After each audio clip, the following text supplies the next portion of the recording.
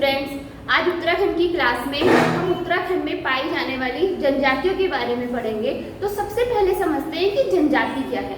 तो जनजाति हमारे समाज का आर्थिक व सामाजिक दृष्टि से पिछड़ा हुआ एक भाग है, एक हिस्सा है, जिनका अपना एक विशेष कल्चर होता है, खान पान अलग होता है और उनके जो रीति रिवाज पहनावा क्या होता है वो क्या होता है, भिन्न होता है। अब इन्हें पढ़ाने की जरूरत क्यों पड़ती है? अब देखिए ये जो है काफ़ी पिछड़ा हुआ है, ठीक है। तो जब हमारा संविधान लागू हो रहा था तो इन्हें, ताकि इनका विकास हो सके, इनके लिए अलग प्रावधान कर सके, तो सरकार ने इन्हें चिन्हित करना प्रारंभ किया, इनकी पहचान करनी प्रारंभ की। तो उत्तराखंड 1950 में उत्तर प्रदेश का ही एक भाग था। तो तत्कालीन सरकार ने उस समय उत्तराखंड में किसी भी जनजाति का विवरण नहीं दिया और बोला अगर कोई जनजाति होगी भी तो हम उसका संरक्षण अपने तरीके से करेंगे। फिर 15 साल बाद एक लोकर समिति बनी। तो ये समिति का निर्माण इसलिए किया गया था ताकि 1950 में कोई जनजाति छूट गई है तो हम उसे चिन्हित कर सकें, उनकी पहचान कर सकें और उनके लिए विशेष प्रावधान कर सकें। तो लोकर कमेटी ने कम से कम 2 साल तक सर्वे किया और 1967 में एक रिपोर्ट जारी की, जिस रिपोर्ट के तहत उत्तराखंड में 5 जनजातियों का नाम आया। उनमें है जौनसारी, भोटिया, थारू, बोक्सा और राजी। अगर उत्तराखंड में इन जनजातियों की बात की जाए तो सर्वाधिक संपन्न, अगर वर्तमान की स्थिति देखी जाए तो इनमें सर्वाधिक संपन्न जो स्थिति है वो भोटिया जनजाति की है और जो राजी जनजाति है, जो उत्तराखंड में पाई जाने वाली सबसे कम जनसंख्या में जनजाति है, यह अभी भी अत्यधिक पिछड़ी हुई जनजाति है, ठीक है।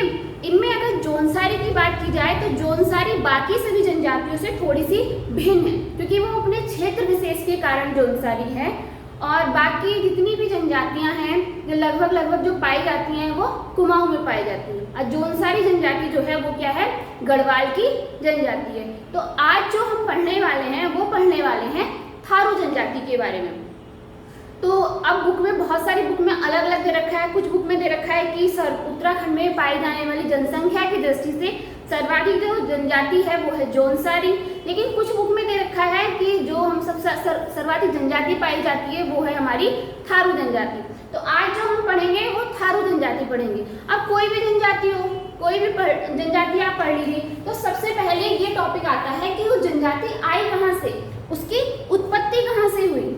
दूसरा, वह उनका खान पान क्या है, क्या उनकी विशेषता है, वो किस प्रकार से दिखते हैं, या उनका सामाजिक संरचना कैसी है, उनके समाज में ऐसा क्या होता है, उनका विशेष धर्म क्या है, किस किस प्रकार के वो त्योहार मनाते हैं, या फिर जो उनके न्याय करने की प्रणाली है वो बाकी की तरह है या फिर उनका भिन्न है। तो ये हमें इस पूरे टॉपिक में पढ़ना है। अगर आप जनजातियों का टॉपिक देखें तो यह जो टॉपिक है, जितने भी कंपटीशन एग्जाम है उत्तराखंड के किसी भी लेवल के हों, उसमें काफ़ी इंपॉर्टेंट माना जाता है। इसमें इस टॉपिक में से आपको कोई ना कोई क्वेश्चन जरूर मिलेगा। तो सबसे पहले बात करते हैं थारू की। तो जो थारू की उत्पत्ति कहाँ से हुई, इसमें भी बहुत सारे मत हैं। कुछ विद्वान कहते हैं कि ये मंगोल प्रजाति के, कुछ कहते हैं कि ये किरात के हैं और कुछ बोलते हैं ये क्या है, मिश्रित हैं। लेकिन अगर आप थारुओं से पूछो कि आप किस प्रजाति के हो या कहाँ से आए आप, तो ये बोलते हैं कि हम जो है वो महाराणा प्रताप के वंशज हैं, ठीक है। मतलब हम राजस्थान से हैं और महाराणा प्रताप को क्या मानते हैं, अपना पूर्वज मानते हैं। कुछ विद्वानों ने ये भी बोला कि थारू का अर्थ होता है दारू, ठीक है। तो इनका मुख्य पेय पदार्थ क्या है, दारू भी है। तो दारू से उनकी उत्पत्ति क्या हो गई, थारू उत्पत्ति हो गई। कुछ विद्वानों का ये मानना है कि थारू का अर्थ होता है ठहराव। तो ये इस एरिया में आके ठहर गए, इसलिए इन्हें क्या कहा गया, थारू कहा गया।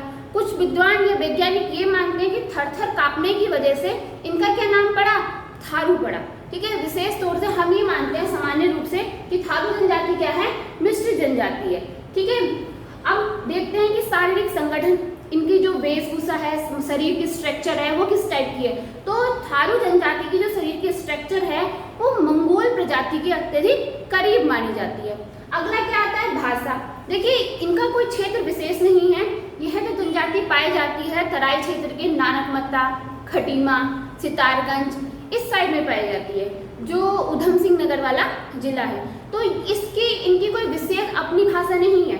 ये जिस क्षेत्र में रहते हैं उसी क्षेत्र की क्या बोलते हैं, ये भाषा बोलते हैं। तो जैसे अवधी, मिश्रित पहाड़ी, अब नेपाल के टच में है भाग, ये वाला भाग, तो नेपाली बोलते हैं और भावरी बोलते हैं, मतलब तराई भागल वाला जो एरिया है तो उसकी भावरी भाषा बोलते हैं। अब बात करते हैं ये भोजन, ये भोजन में क्या ग्रहण करते हैं, तो मछली और चावल इनका क्या है, मुख्य भोजन है। इसके अतिरिक्त इनका जो पेय पदार्थ है वो है मदिरा और तंबाकू।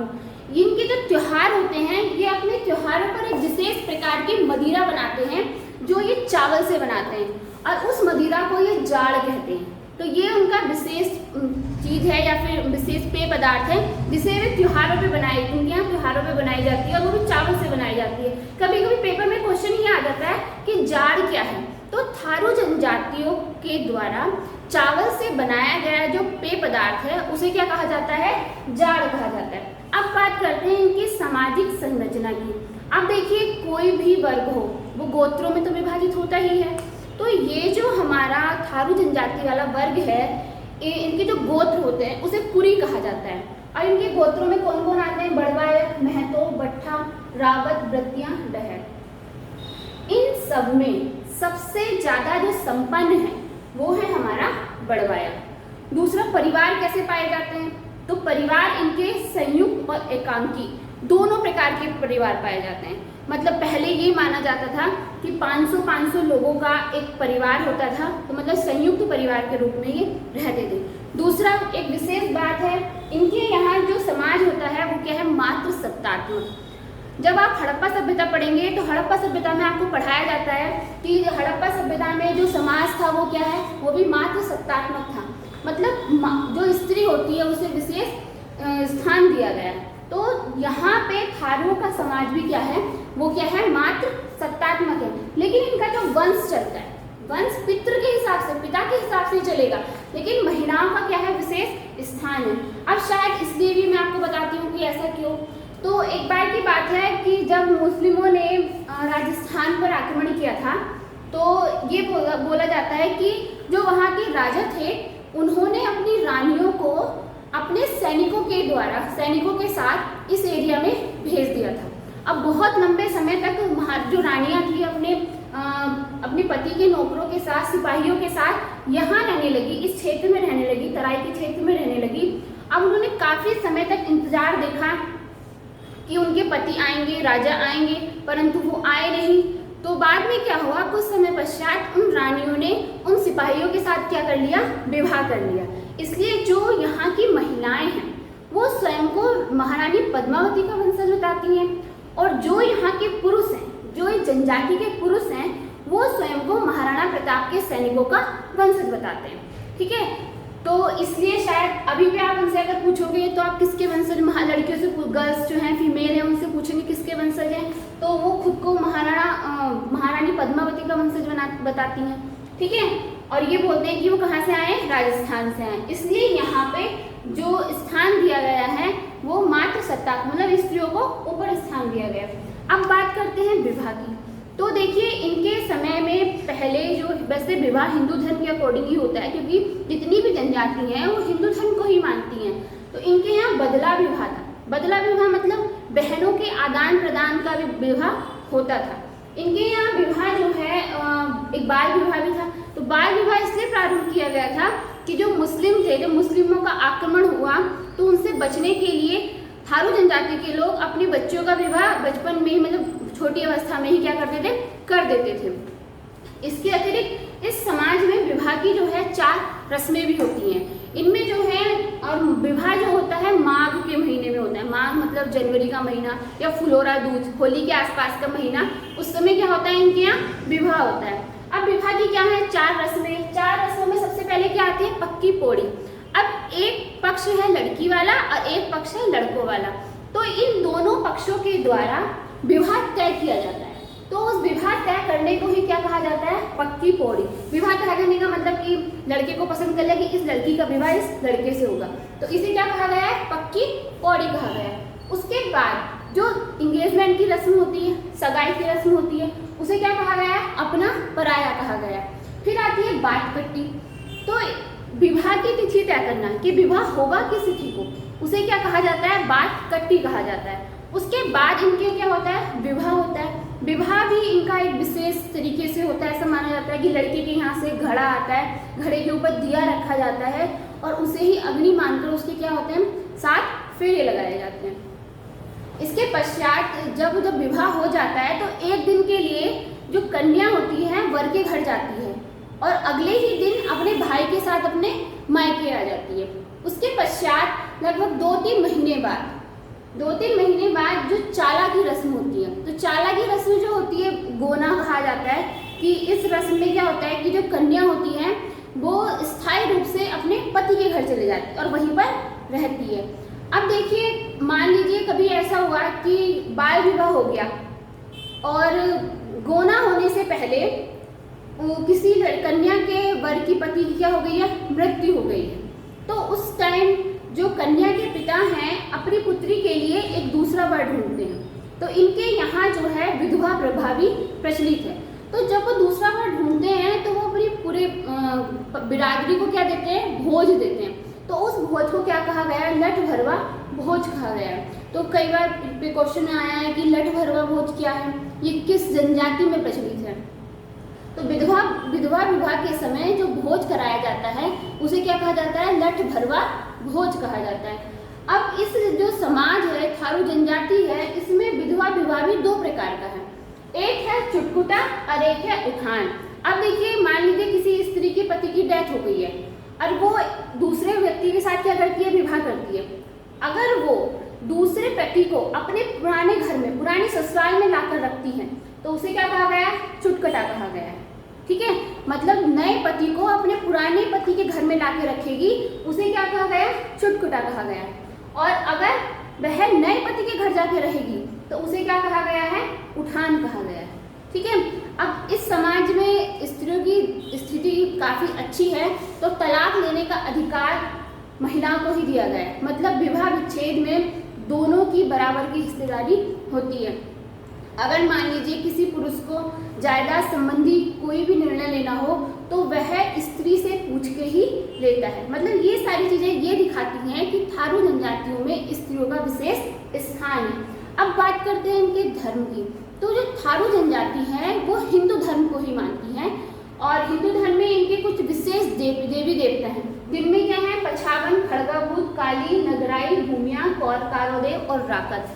अब पछावन और खड़गाभूत इनके जो हैं विशेष इष्ट देवता माने जाते हैं। ठीक है, अब ये त्योहार कौन कौन से मनाते हैं। अब आपने कई बार पेपर में क्वेश्चन देखा होगा कि कौन सी जनजाति दीपावली को शौक के रूप में मनाती है।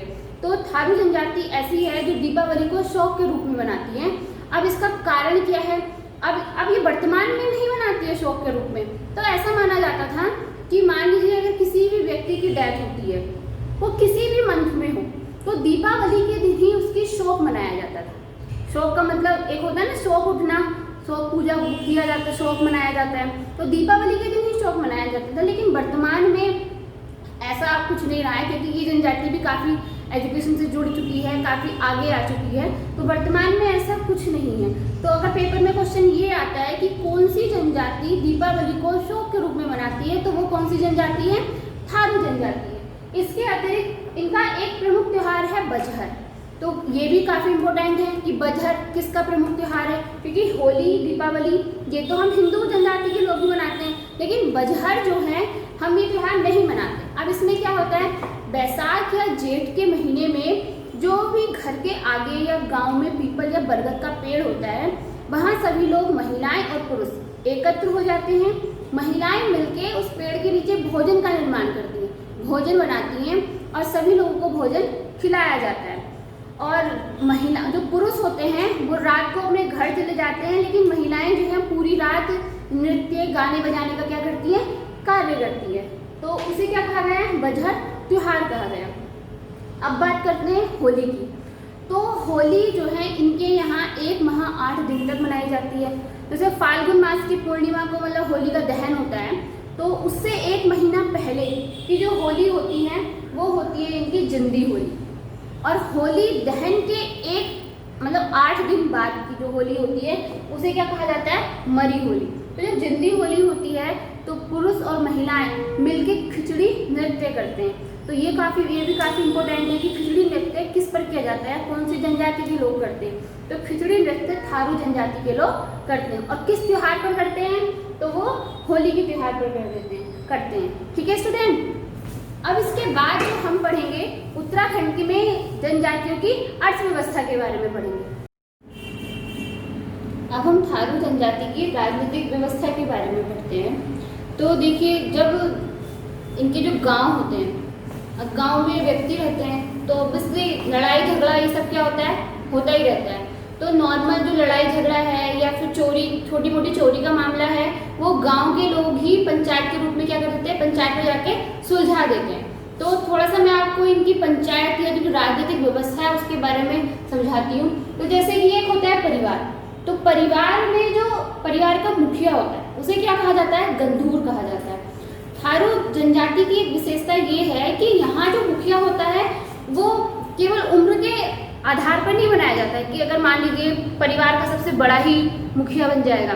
यहाँ जो मुखिया बनाया जाता है वो योग्यता के आधार पर बनाया जाता है। जो परिवार का योग्य व्यक्ति होगा वो क्या बनेगा, मुखिया बनेगा। तो परिवार के मुखिया को क्या कहा जाता है, गंधूर कहा जाता है। अब देखिए, इनकी जो पंचायत होती है, पंचायत का नाम होता है बिरादरी। मतलब पंचायत को मुख्य सामान्य रूप से क्या कहा जाता है, इनके क्षेत्र में बिरादरी कहा जाता है। अब उस बिरादरी का भी तो कोई मुखिया होगा, तो उस बिरादरी के मुखिया को क्या कहा जाता है, महतो कहा जाता है। ठीक है, मतलब जो बिरादरी का मुखिया है वो क्या है, महतो। उसके बाद जो पद आता है वो आता है बद्धर का। तो बद्धर क्या है, मतलब आप इसे उप मुखिया समझ लीजिए। अगर मान लीजिए महतो अनुपस्थित है तो उस टाइम जो मामले हैं वो कौन सॉर्ट आउट करेगा, तो वो कौन सॉर्ट आउट करेगा, बद्धर करेगा। यानी कि आप उसे उप पंचायत का मुखिया समझ सकते हैं, उप मुखिया जिसे कहते हैं वो समझ सकते हैं। उसके बाद आता है पंचगण, मतलब जो यहाँ उसका नेतृत्व करते हैं, जो 5 लोग रहते हैं उन्हें क्या कहा जाता है, पंचगण कहा जाता है। अब इन पंचगणों को क्या कहा जाता है, मध्यम भी कहा गया है। अब इसलिए कहा गया है क्योंकि ये पंचगण जो होते हैं, ये 5 व्यक्ति जो होते हैं, जब ये न्याय करते हैं तो ये मद्यपान का यानी कि मदिरा का सेवन करते हैं, तंबाकू पीते हुए क्या करते हैं, न्याय करते हैं। या तो मदिरा पियेंगे या क्या पियेंगे, तंबाकू पियेंगे। तो उसको पीते हुए क्या करते हैं, ये न्याय करते हैं। इसलिए मान लीजिए कभी कभी ऐसा भी कोई क्वेश्चन आ जाता है कि ऐसी कौन सी जनजाति है जिसमें तंबाकू पीते हुए वहाँ के बिरादरी के लोग क्या करते हैं, न्याय करते हैं या पंचगण न्याय करते हैं। तो कौन सी जनजाति है, वो थारू जनजाति है। तो क्या है, इनकी एक विशेषता है ये। अब इसके बाद जो नीचे सदस्य होता है वो होता है गांव का, मतलब हमारे घर का जो होता है मुखिया। तो वो यहाँ पे क्या आ गया, गंधूर, मतलब परिवार का मुखिया ही क्या है, इसके नीचे है। तो ये क्या था, एक राजनीतिक इसकी व्यवस्था थी। अब छोटे मोटे चोरी या फिर किसी को मारने पीटने के जुर्म का जो फैसला हो जाता है वो ये पंचायत के द्वारा ही किया जाता है। उसके बाद हम पढ़ते हैं अर्थव्यवस्था। देखिए, जो थारू जनजाति के लोग हैं बहुत ही सीधे साधे होते हैं। ठीक है, अपना जो जीवन यापन करते हैं, जीवन पालन करते हैं, अपने परिवार का जो पालन करते हैं वो कृषि के द्वारा करते हैं, पशुओं को पालते हैं। और दूसरा जो आखेटक होते हैं, आखेट करते हैं, मतलब अपने सीने में मतलब तलवार लेके वो क्या करते हैं, शिकार करते हैं, उसे क्या कहा जाता है, आखेटक कहा जाता है। और इनका जो ये खेती करते हैं, चावल इनका मुख्य भोजन है, चावल और मछली। और ये गेहूँ दाल वाल की भी क्या करते हैं, खेती करते हैं। दूसरा, अपने जीवन यापन करने के लिए हस्तशिल्प कला का भी क्या करते हैं, ये प्रयोग करते हैं। उसके बाद आता है इनके मुख्य नृत्य क्या है, लोकगीत क्या है। लोकगीत तो नहीं कह सकते, नृत्य गीत क्या है। तो नृत्य गीत में क्या आता है, झुमड़ा आता है, सेखनी आता है और लहचारी आता है। कभी कभी इनसे भी क्वेश्चन पूछ लेता है कि झुमड़ा किस जनजाति का नृत्य है, लहचारी किस जनजाति का नृत्य है। क्योंकि जब आप जनजातियाँ पढ़ोगे तो उनके कुछ विशेष क्या है, नृत्य हैं। तो ये जो था हमारी कौन सी जनजाति थी, थारू जनजाति थी, जो उत्तराखंड के जो कुमाऊं वाला रीजन है उसमें पाई जाती है। इवन कुमाऊं का सर्वाधिक जनसंख्या में जो पाई जाने वाली जो जनजाति है वो भी क्या है, थारू है। और अगर आप उत्तराखंड की बात करें तो अधिकतर यही दिया गया है कि उत्तराखंड में सर्वाधिक जो जनजाति पाई जाती है वो थारू जनजाति ही पाई जाती है। ठीक है, अत्यधिक सीधे साधे लोग होते हैं और बहुत मेहनती भी होते हैं। इनका क्या है, अपना एक विशेष खान पान है, विशेष कल्चर है। जैसे मैंने आपको बताया, शराब का निर्माण खुद ही करते हैं चावल के द्वारा, उसे जाड़ कहा गया है। आप इस चीज़ को भी याद रखिए। क्वेश्चन बनता कैसे है जैसे पूछा जाता है कि कौन सी जनजाति दीपावली को शौक के रूप में मनाती है, तो थारू जनजाति मनाती है। अब क्यों मनाती है ये भी मैंने आपको बता दिया। कौन सी जनजाति होली पर खिचड़ी नृत्य करती है, तो थारू जनजाति करती है। लठ भरवा भोज क्या है, या लठ भरवा भोज किस जाति में प्रचलित है, किस जनजाति में प्रचलित है, तो वो कौन सी है, थारू जनजाति है। ठीक है स्टूडेंट, तो ये आज की क्लास यहीं तक। आगे जो जनजाति है वो मैं आपको नेक्स्ट क्लास में पढ़ाऊंगी। आपको हमारी वीडियो पसंद आती है, हमारे चैनल को सब्सक्राइब करिए, लाइक करिए और शेयर करिए। Thank you.